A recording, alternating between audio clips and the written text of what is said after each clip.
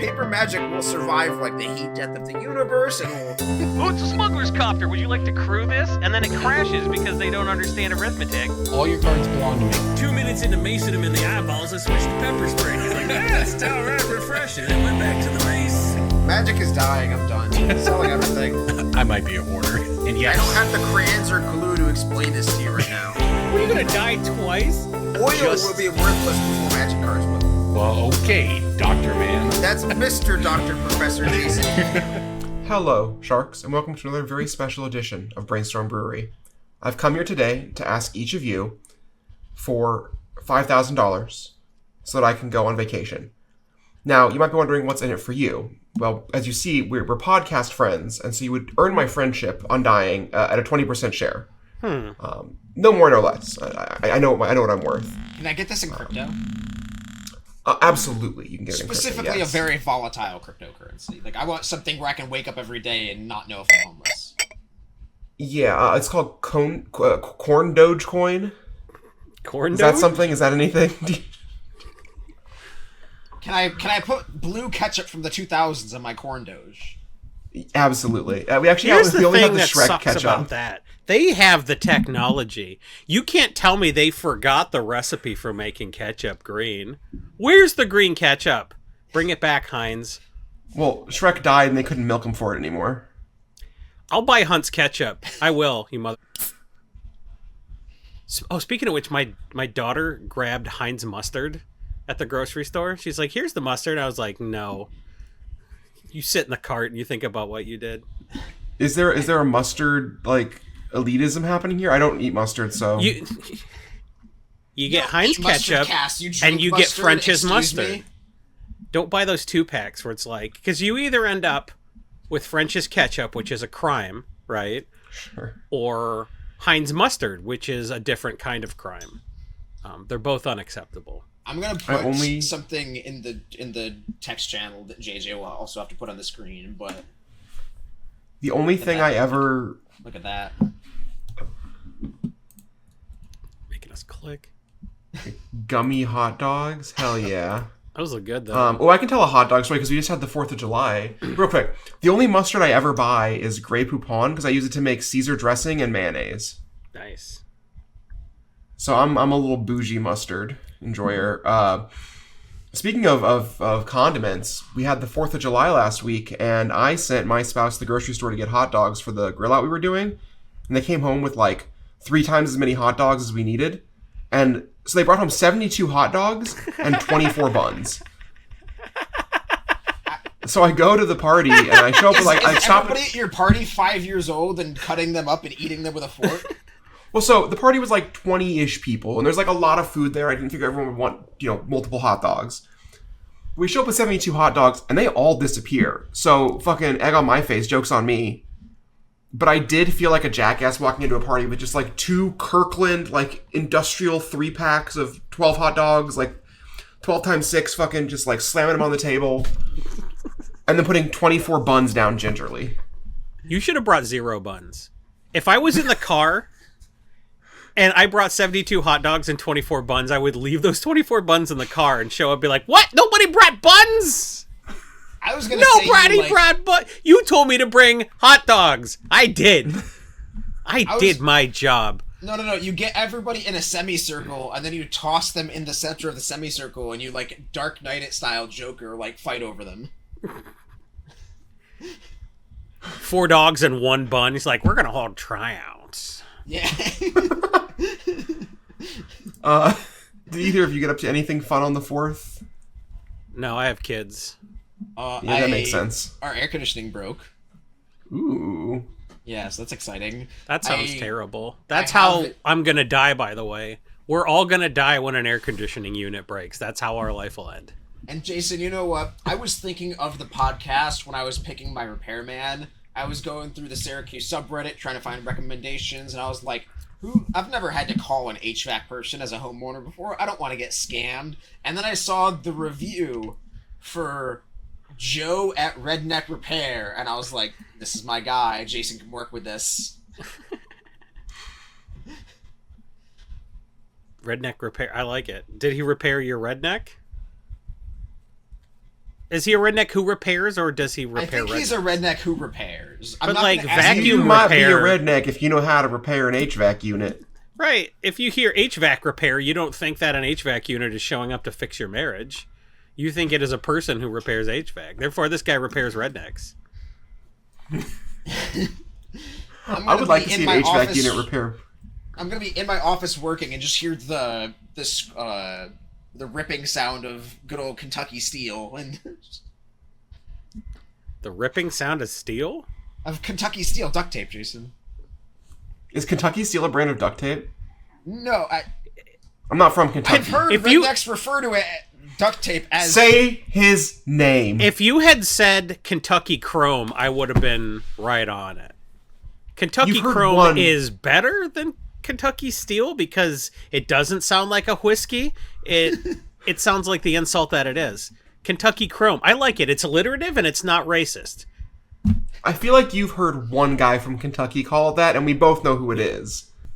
One of my favorite Eric Andre bits is the Seth Rogen episode where he asks if Seth Rogen's wife ever touches his pee-pee, and Seth Rogen is like clearly media trained and is like, she touches my dick, not my pee, like not my urine. And he goes like, do you ever feel bad about what you put that poor woman through? And he's like, well, she's not a poor woman, you know, not monetarily or in our relationship. And it's just like clearly a guy who has media training and is like trying his best and just getting outmaneuvered at every step by fucking the most unhinged guy in comedy. Which is just the best. I like boy. I like it. Let's break some bulk. Let's talk My about breaking the bulk is probably the easiest one to guess ever, and if either of you don't get it, you get immediately executed by firing squad. Breaking bulk time. Breaking bulk time. Break. Oh, yeah, Breaking Bulk. There's so much good stuff. It's a pick. Breaking bulk. The end.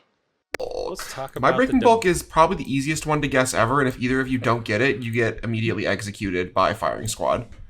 What? What is this? It's a- Squid Game? Yeah, I guess. It's a new Phyrexia green common. mutagenic growth. Yeah, you know how much that card is one. now? Like $3. $7. It's like $4. That card was like down to 50 cents for a while there. It's back up to like $4 on direct. That's okay. That's wild. I was being hyperbolic with the $7 because that's what it was like before the reprint. But good God, I think it's a big contributor to it is Slick Shot Show Offs printing, which is very good with this card. yeah.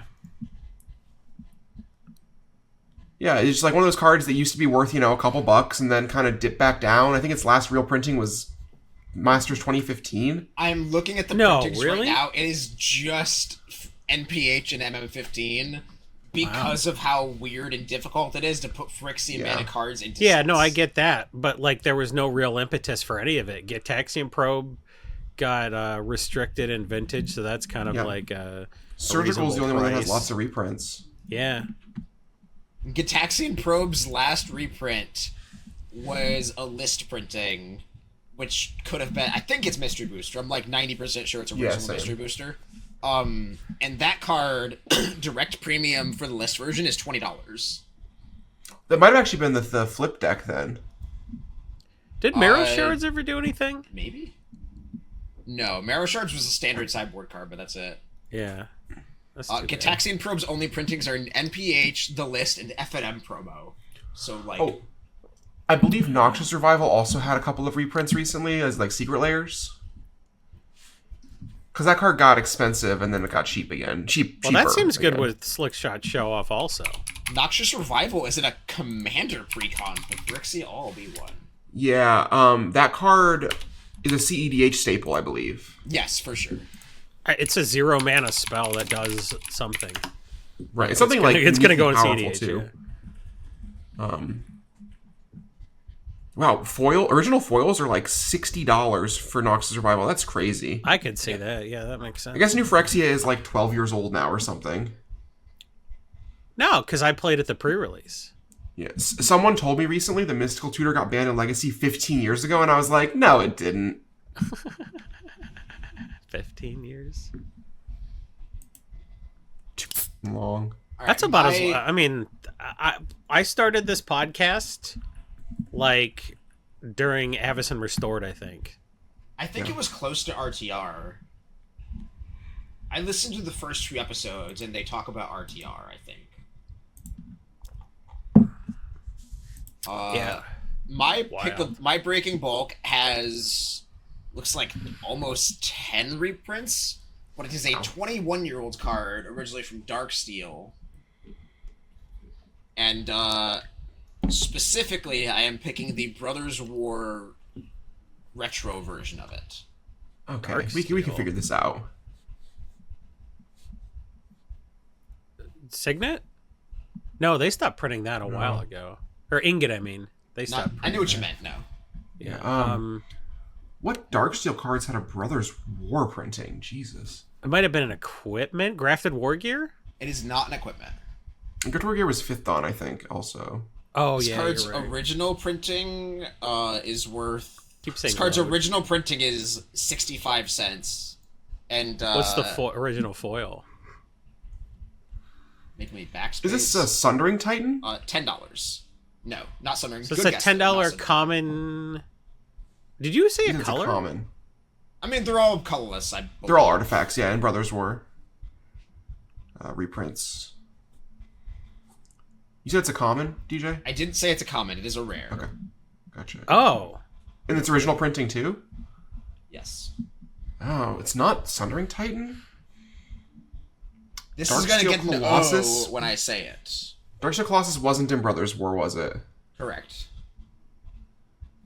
Is this keep getting reprinted at Rare? Yes, it's gotten a lot of reprints in the past couple of years. It's gonna get an O for me, and I will not stand for that. No, it's. Oh. It's not Memnarch. Is it the I'm just gonna keep naming. Is it not Master Transmuter? The other. Commander No, 'cause that was 2013, Commander 2017, Commander 21, Commander Etched Lord Oracle? of the Rings. Two different secret No, layers. Etched Oracle is 5th Dawn. It had Sunburst. Two different It was in secret layers Commander Lord of the Rings? with obviously weird art. It's got like the portal to the Is Mana Rock? not a mana rock. is it the Oh man, I'm trying to picture. Oh, it's Scries? I think it's like the pay. Is It it has the over 10 printing. spawning bed? Not spawning pit. I think. Spawning pit. Funny Yeah. Pit is the one I'm thinking of, yeah. Do I get to? I call it? yield. Yeah. Well of Lost Dreams. No, Oh. that's got 3 printings, maybe. That card's got 10 printings. Yeah, no, I figured that card exists. I just hate that card spiritually. This card was one of the first cards I ever purchased online as a Magic player. It was one of the first like discoveries of, oh, this card exists and I can have it shipped to my doorstep 15, 20 years ago. I went through a stack of Darksteel and 5th Dawn on Saturday, 2 days ago. And I came across a bunch of these and I was like, yeah, there's no way it's that. It is So, still good under one, I $1, guess. but it is pickable. How often do I pick bulk from the set? Like, I took this test open book, it up. Like, that was a good pick. I was surprised by the fact that it has 10 two printers. secret lair printings. That is surprising to me. I 'cause guess the it- card but- isn't good anymore. They I think they go in EDH rec and like pick the secret layer based on stuff that a lot of people are playing, but like isn't That's necessarily a staple. Well, So the like secret lair that's versions are like $3 to $6, so they're reasonable. Is one of them the Lord of the Rings like silver screen? No. No. huh. All right. Well, I still gotta go. Yeah. This is an M21 red uncommon. Thud? No, that was common. I think That's a good guess though. that's a good guess.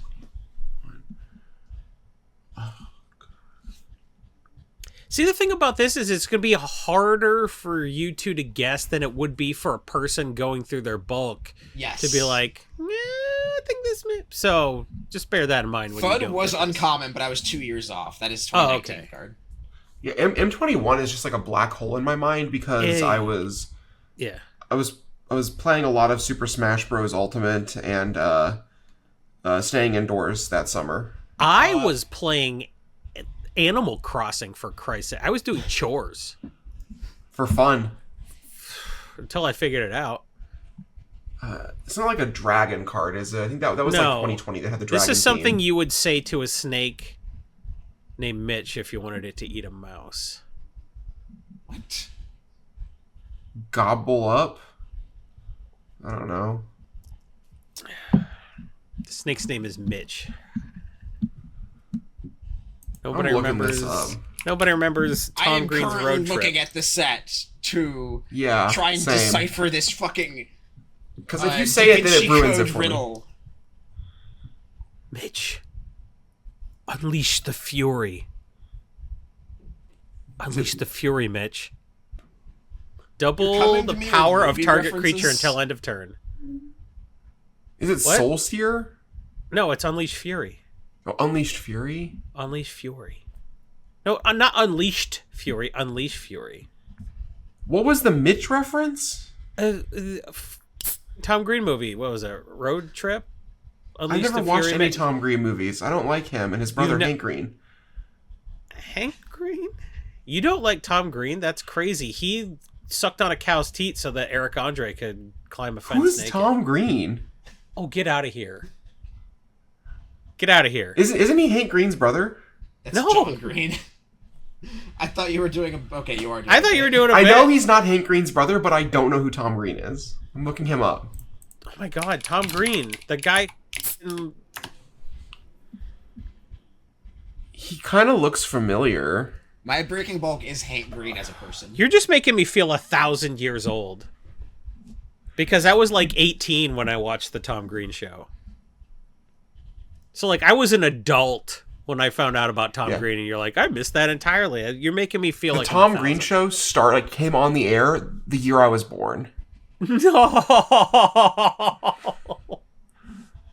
It went off the Turn air when to I was in dust. second grade. Return to dust from whence you came. Why? Wait, what year did it start? 94. Oh, that was on like cable action or cable access in Canada for like 4. It was on a rap MTV in like career. 98. Okay, that makes me feel a little better by about 5 years, but not much. Jesus.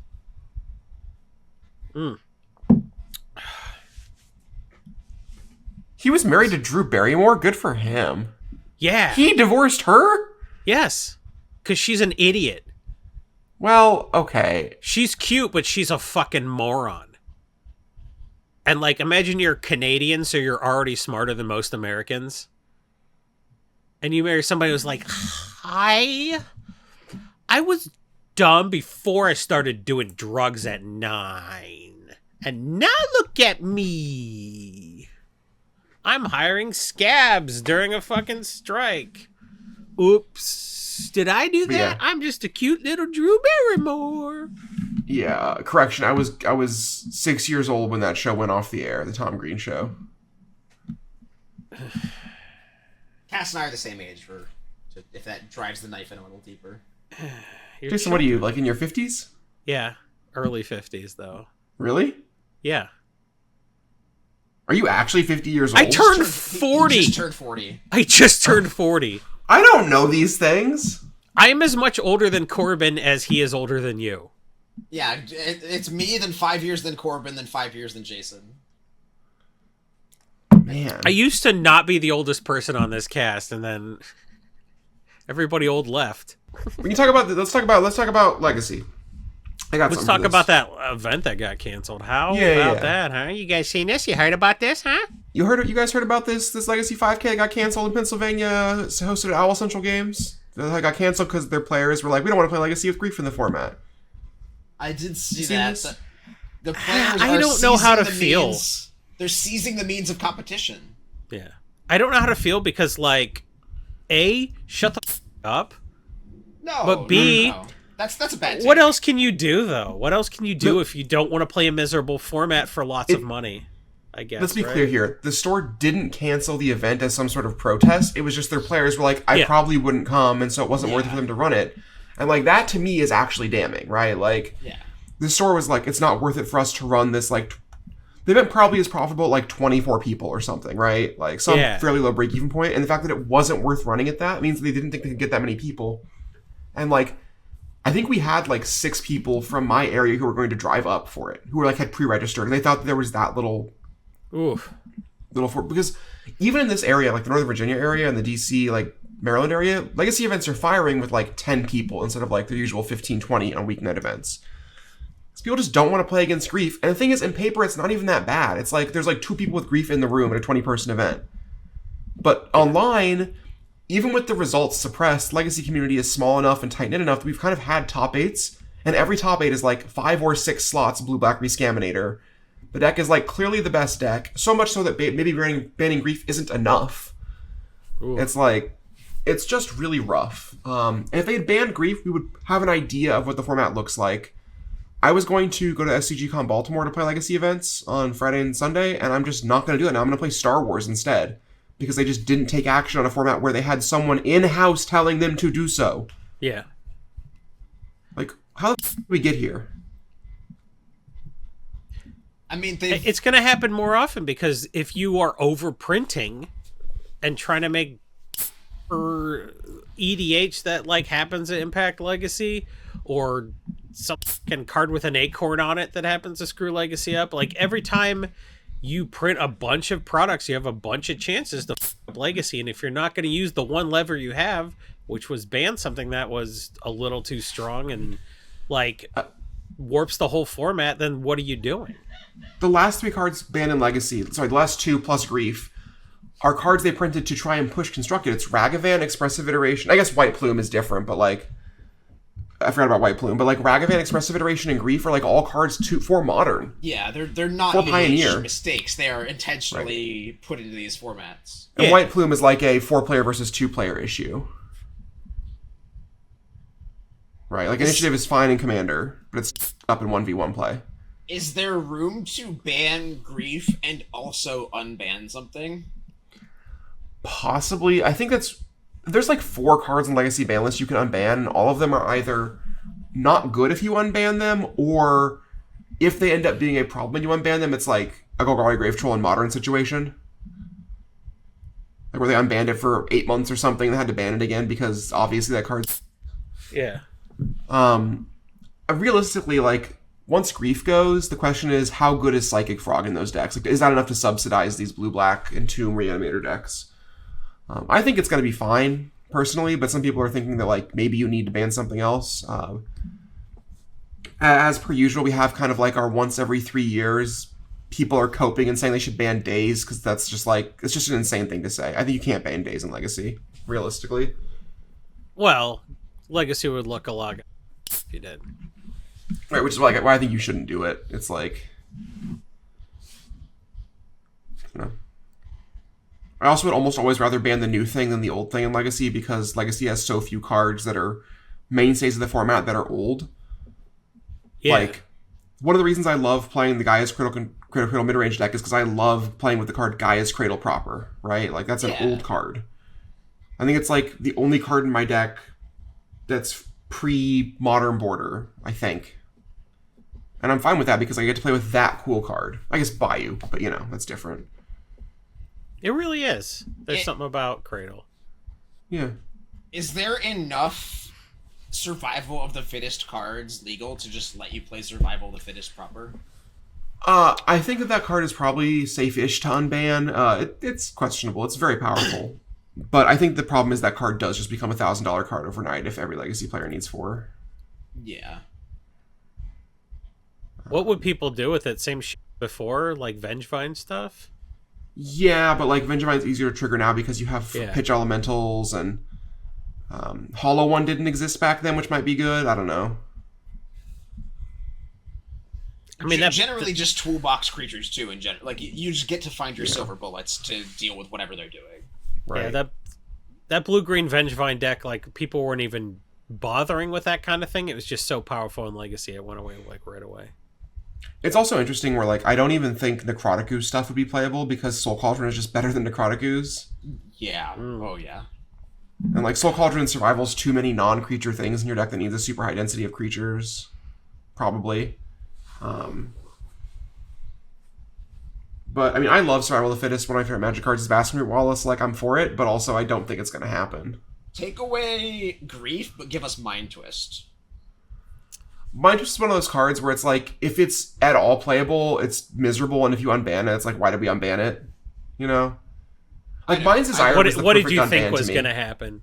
Yeah. Mind's Desire is good, yeah. That was the perfect unban, I think, because, like, if that card's good, great. Storm, like, needed a 6-mana card to be good. That's fine.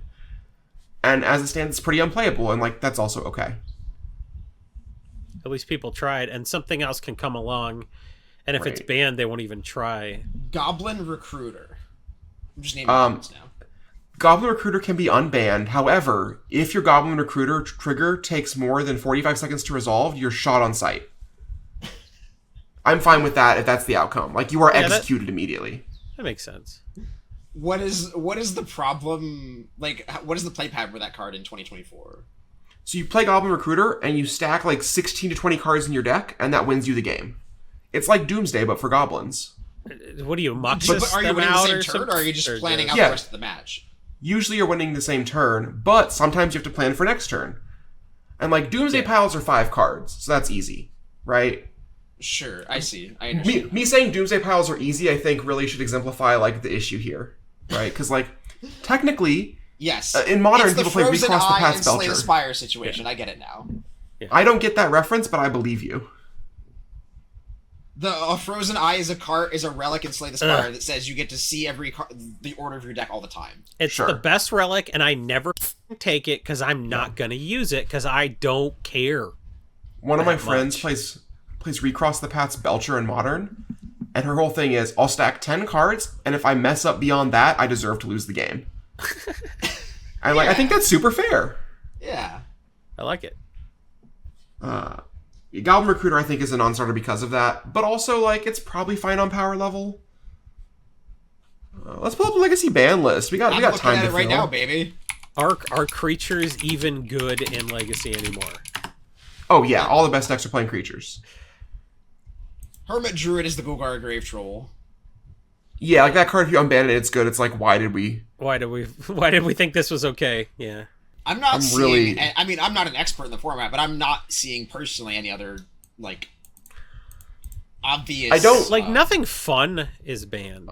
I haven't thought about this too much, but it's possible, and obviously you can't for cost reasons, but I think Library of Alexandria wouldn't be broken. I'm willing to be wrong about that. I just haven't thought about it much, but like I feel like that card's modest enough. I had this conversation during a cube draft while we were working an event because the event was that slow, and I suggested a first pick library and was yelled at by everybody else saying the card was trash now. Oh, that card's still insane in Cube. Whoever said that was stupid and wrong. Oh. And I'll be on the record for that. Do you draw a card every turn? Just That's what I said. I said you draw a card does every it, turn. does it and then draw they you a card every single turn? I'm pretty sure. Yeah. Like getting to do that twice in a turn is and- twice as good as only doing it once. The opportunity cost is wicked low, right? Like, but in keep Legacy, your the hand card's, like, full of fine. gas. Don't overextend, or your f***ing free card draw doesn't work if you Right. forget not to overextend. I don't know.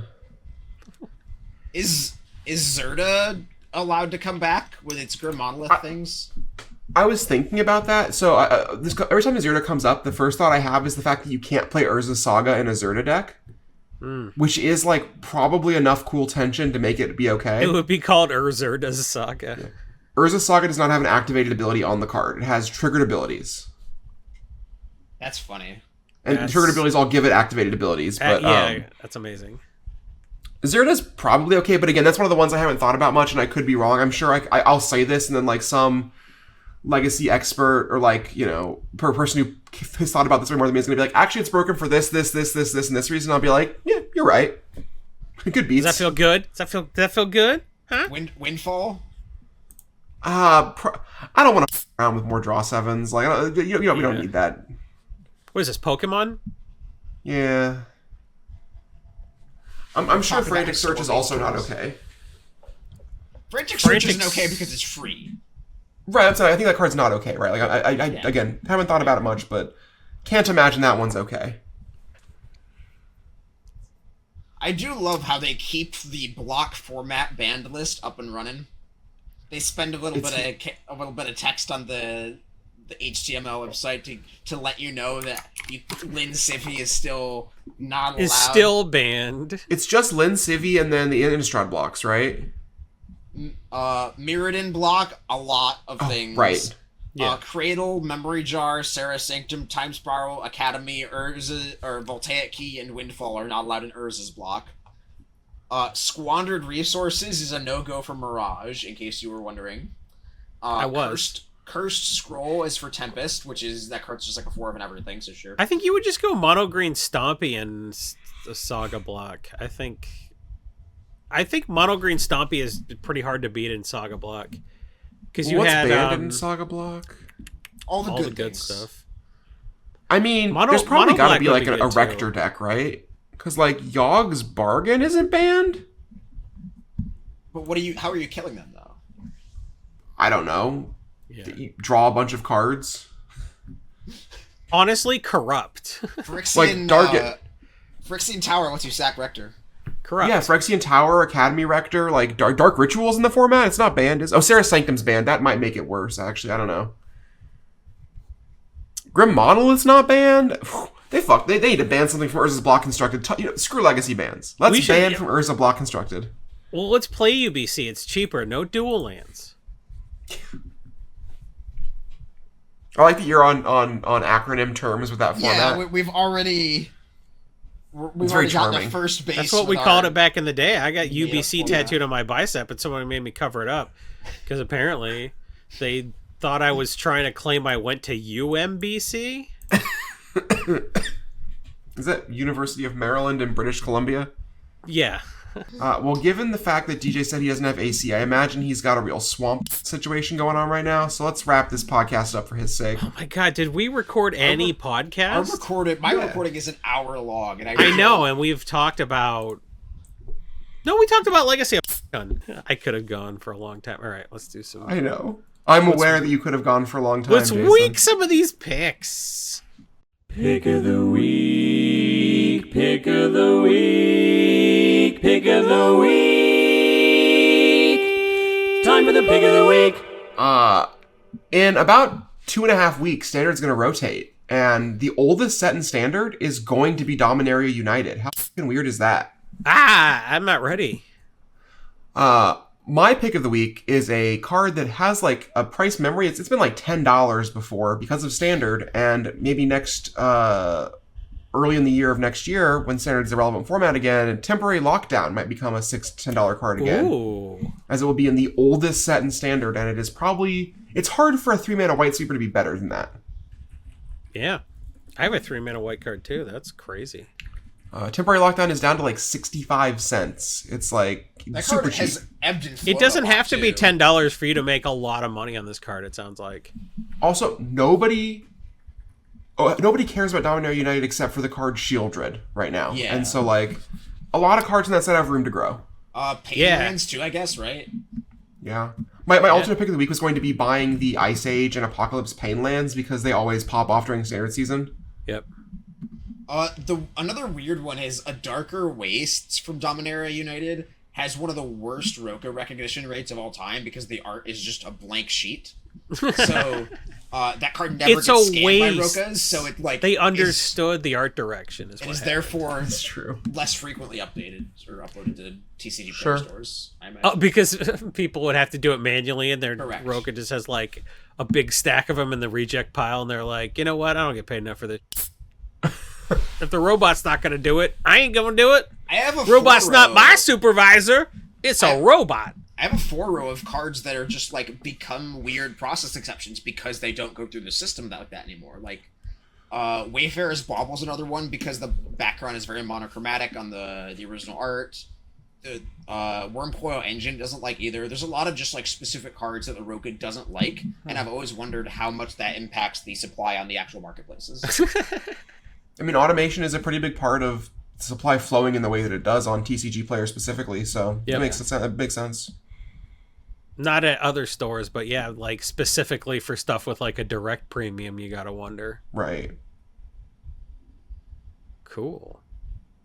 That's cooler than my pick of the week, which is just boring ass resourceful defense, which should not be under $5. New Capenna was a while ago. I can't see this card staying under 10 for very long. Resourceful defense is a fucked up Magic card. It's hard to reprint, and it's hard to replicate that ability even for 5 mana. I'm reading this card for the first time. Yeah, Yes. it's Giant Yeah, that Fan. card's sick. It's Giant Fan. I've always wanted a Giant Fan, and we have it, and it's under $5, and that's non-correct. I didn't know this card existed, and I didn't know this text existed on a card. That's awesome. Yeah. It's so cool. Yeah. The obvious comparison here is Ozolith is $40. Like, Yeah. we have Yeah. the technology.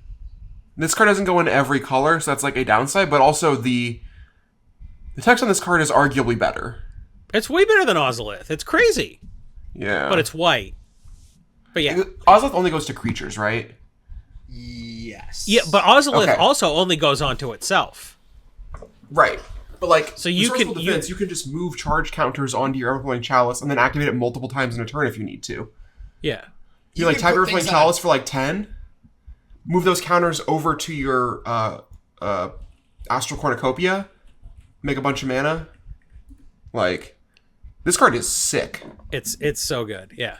You can do Darksteel Reactor things with this. Yeah. Yeah, Jason, this is a slam dunk. It also looks to have has a premium on like the big box sites is the wrong thing, but like the Card Kingdoms and Star Cities, the world has a premium over TCG player that's larger than one might expect. It also has a negative buy list spread from low to multiple buy lists, so I love this pick. I like the borderless under 10, and I like just the regular. I guess under 7, because like there aren't a ton of copies under $5, but there are still copies under $5. So. I am going to be pedantic here. It does not have a borderless version. It has an extended art version. Also, the of note, the only yeah. foil printing of this card was in the promo packs.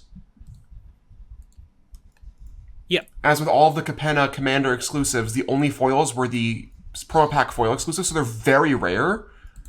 I actually and don't honestly, hate... the foils are $30 already. So Are they? yeah. Why is this not working? Why I'm am I- seeing low 20s. Yeah, there's LP foils for like $18 to $20. Well, there you go. That's super cool. Yeah. It's a great card. Get your resourceful defenses. That is a good one. I'm going to go with a card that is very, very hard to reprint. And it is so hard, it has been reprinted once in 20 years. That card is Glacial Chasm. Ah. This Yeah. continues to be a nonsense, miserable card that gets slotted into so many commander decks because there are so many commanders that play with lands nowadays, so many ways to exploration and get rid of the downside and just recycle it over and over so you're not paying the cumulative upkeep. Hugs just came out, which is the little badger guy that lets you exploration every turn as your command zone, so you can just crucible the worlds and then you're good. Glacial Chasm is a very silly, dumb magic card that does broken things, and its only reprint was 10 years ago. And that's right, From the Vol Realms was 10 years ago. So, like, this card has been printed once every 10 years, and so if we're going by that, then we are kind of due for a reprint. But as for now, the average market price of Glacial Chasm is 10, and direct premium has been as high as $19.99 because I had somebody ask me for one recently, and so I had to look, and I had my filters on. I was like, Glacial Chasm is $20. It's not yet. It is 10, but if you mop up all the non-direct copies, it might be 20 soon. And if it gets a reprint and tanks, then you should double down and buy more. I'm so glad I shipped DJ like 25 of these. Yeah.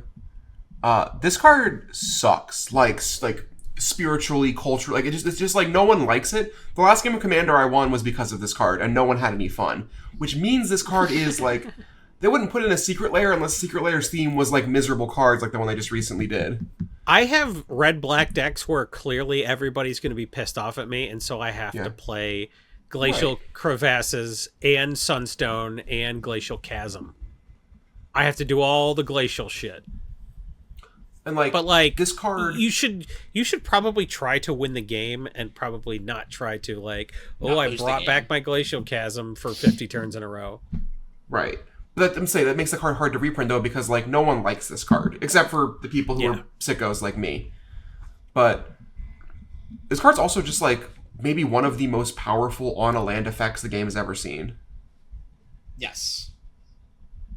Yeah, they tried very hard in 1994 to future-proof it and say, oh, we'll make it so you can't have it in play for too long, and you can't loop it either. We got them, but And then people are like, Chronotog lets me skip all my turns, so I'll skip all my turns. I can't be killed because of Glacial Chasm. You died a decking.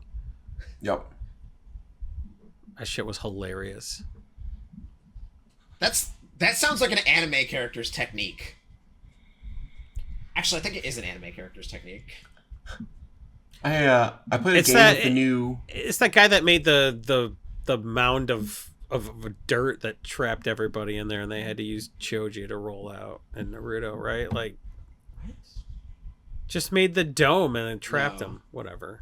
What? I don't watch Naruto. It's your turn, Cass. It's my turn. I already did my pick of the week. No, it's your turn to talk. What you were saying Oh. was more interesting than what I was saying. But it wasn't really. I was playing I played one game of Commander this year, and I played with Ovo, the new guy, the new blue green legend. I put an everything counter on my Glacial Chasm, and then I played Desert Warfare. So every turn it would die, and then come back to play, and then I would make it a desert again, and then it would die, and it would come back to play. Yeah, it wasn't That very sounds- good. What I had to say. I mean, that's the kind of shit you want to be doing in a blue-green land stack, honestly. Like, you have to be doing something unfair, otherwise you're just like, ooh, look at me, I played 17 extra lands and drew 17 extra cards and got 17 extra life. My turn Well, took also- 21 minutes. Go. Every turn I would sack it to itself, and then sack a land to playing it, and make 2 5/3s with Titania. So that was pretty good too. Amazing. What a format. How can you not like EDH? I don't understand. Certified hater. You're doing bullshit. Glacial Chasm is a very bullshit card. Cool. These were good picks of the week. See, this was a very Magic-y episode. It really was. Scraped through it. Corbin will potentially be back. I mean, he might be on a Boeing plane. He might, you know. I'm not going to say He might be it sitting in because the same. He might be sitting right next to a Boeing whistleblower. in I which don't want to case- get assassinated, yeah. Yeah. This has been a very speedy episode of Brainstorm Brewery, sponsored by Games Done Quick, which was a thing last week. Why are you This doing the is- bit? Because it's funnier. You to do said it you again. weren't going to do I this know. bit. This Now is I'm an trying all again. bad bits percent. Yeah, all but now bad you're bit both percent like, you're both podcast. doing that like frown, but you want to Yeah. smile. No, I don't want to smile. Yeah, you do. I really don't, though. We have a donation comment from one Sawcon saying, hey guys, longtime listener, first time donator. This Jason guy kind of sucks, but he's not as bad as this DJ guy. And wow, Corbin also sucks, but Cass is great. Keep it up. Fuck cancer. Love you guys. Hashtag pee pee poo poo Garfield slang. Oh, it's a reference to the game we're playing. Fuck they- Cancer, huh? I would actually kill Cancer and fuck Gemini and marry Sagittarius. So if you're true. gonna fuck Cancer and make more Cancer babies, you're a piece of shit. Kill Cancer. Have you ever watched Cells at Work, the show? Yes. Yeah. Did you see the episode where they made Cancer like empathetic and like made you feel bad for Cancer? I did, and I didn't. then I felt bad for Cancer. It's a Yes, wild. don't you it's a feel wild turn of bad for episode. Cancer, you fucking murderer? Something was growing inside of you and you aborted it. Don't And you that's all feel- for this week, folks. This has been a Don't very you- special episode of Brainstorm Brewery. I Don't want to thank our you feel- sponsors. I want to thank our sponsors. Number one, Plan B. That's our biggest sponsor. Shout out to Plan B for all of your contributions to the podcast. Also, I don't think GDQ was a cancer charity thing. I think it was for No, it's for medicine- it is it's- for yeah. cancer. Something it's a I thought it medicine was some Doctors frontier. Without Borders. Every summer, it's Doctors Without Borders. Every winter, it's Prevent Cancer Foundation. You know how I know? I used to go to them. I used to be in that crowd. It was kind of my scene. You heard it here, guys. Let's get those borders for those doctors. We should Yeah. speedrun that. We should speedrun that Jeff Foxworthy game. American Bible Challenge speedruns coming soon to a stream near you. Get those borders bookstores for those doctors.